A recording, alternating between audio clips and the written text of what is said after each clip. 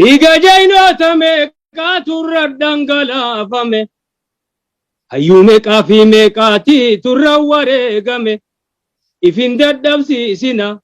sirni gadaa Oromoo abadan hin diigamu ABO'n hin diigamu waboon keenya hin diigamu sadeenuu dhiiga lafee gootaatiin ijaarame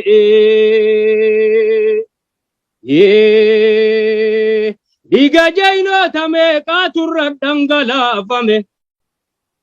hayyuu meeqaa fi meeqaati turra wareegame ifin dadhabsiisina humna teessanii oli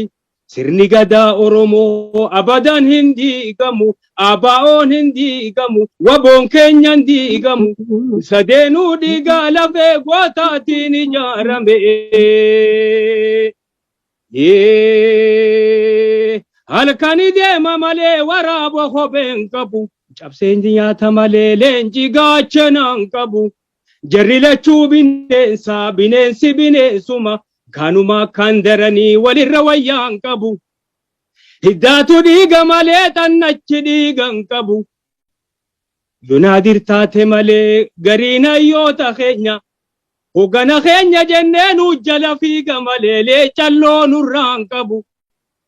leecalloon xiqqoon qabdu waan keeysan jabee ifadhaa yaa qaciicaa lammiitiyya yoo baan hiyyoomse malee seenaan hiyyeeysan qabu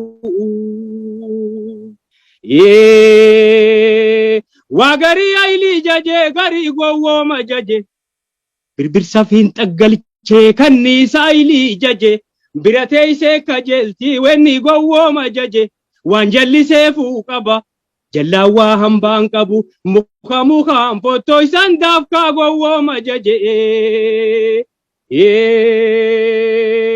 anaanaan hamatuuni hamachiisa malee hasawa isaaniitirraa yaanni isaanii naa gale idaanamu waaqilanaa fi waraabo malee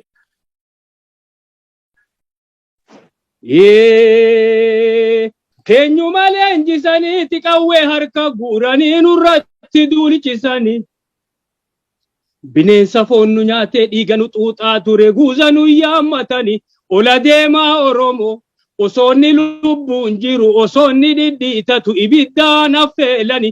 garii manaa baasanii ajjeesanii darbanii awwaallata dhorkanii bineensa nyaachisanii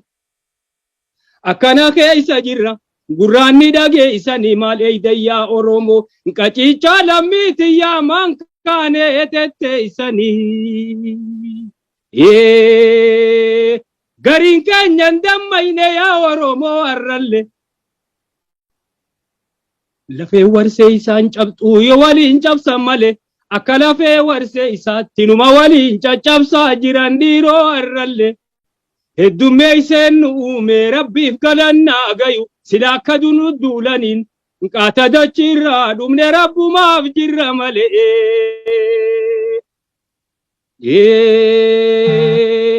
si dhufeenaa nafadhu mallattoo guyyaa roorrootti walabdachiisanii itti walii dirmatanii roorroon firraa dhoorkanii